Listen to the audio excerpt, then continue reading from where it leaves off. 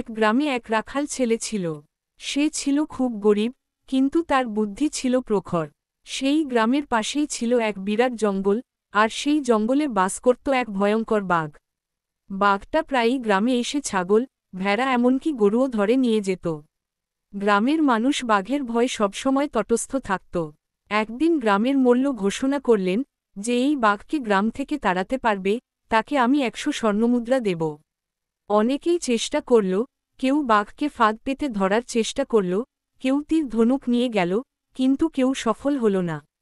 বাঘ ছিল এতটাই চালাক যে সে সবকিছু এড়িয়ে যেত। রাখাল ছেলে মোল্লের কাছে গিয়ে বলল, আমি বাঘকে গ্রাম থেকে তাড়াতে পারি, যদি আপনারা আমাকে কিছু সাহায্য করেন। মোল্ল অবাক হয়ে জিজ্ঞেস করলেন, তুমি কি করে পারবে? রাখাল ছেলে বলল, আপনারা শুধু আমার কথা মতো কাজ করুন। রাখাল ছেলে গ্রামের মানুষদের দিয়ে জঙ্গলের ধার ঘেঁষে বড় বড় গর্ত খোঁড়াল। তারপর সেই গর্তগুলোর মুখে গাছের ডালপালা আর লতাপাতা দিয়ে এমনভাবে ঢেকে দিল যেন বোঝা না যায় যে নিচে গর্ত আছে। এরপর রাখাল ছেলে গ্রামের সকল ভেড়া ছাগলকে জঙ্গলের দিকে তাড়িয়ে নিয়ে গেল, যেন তারা চরে বেড়াচ্ছে। বাঘ যখন দেখল এত ভেড়া ছাগল জঙ্গলের ধারে চরে বেড়াচ্ছে, তখন সে খুব খুশি হল।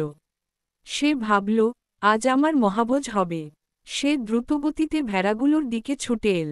কিন্তু যেই সে ভেড়াগুলোর কাছে পৌঁছাতে যাবে, অমনি একটার পর একটা গর্তে পড়তে শুরু করল। বাঘের বুদ্ধি থাকলেও এতগুলো লুকানো গর্ত সে দেখতে পায়নি। বাঘ আটকা পড়ে গেল গর্তের মধ্যে, আর কিছুতেই বের হতে পারল না। গ্রামের মানুষ ছুটে এল। তারা দেখল বাঘ গর্তে আটকে ছটফট করছে। রাখাল ছেলে বলল, এখন আমরা বাঘকে ধরে দূরে, গভীর জঙ্গলে ছেড়ে দেব, যাতে সে আর কোনোদিন গ্রামে ফিরে আসতে না পারে। গ্রামবাসীরা রাখাল ছেলের বুদ্ধিতে মুগ্ধ হল। তারা বাঘকে গর্ত থেকে তুলে এক খাঁচায় ভরে অনেক দূরে গভীর জঙ্গলে ছেড়ে দিল। মোল্ল খুশি হয়ে রাখাল ছেলেকে 100 স্বর্ণমুদ্রা দিলেন। রাখাল ছেলে সেই টাকা দিয়ে নিজের জন্য একটা ছোট বাড়ি বানালো এবং সুখে দিন কাটাতে লাগল। গ্রামের সবাই রাখাল ছেলের বুদ্ধির প্রশংসা করত।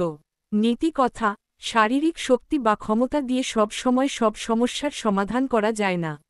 বুদ্ধি এবং কৌশল দিয়ে অনেক কঠিন সমস্যারও সমাধান করা যায়।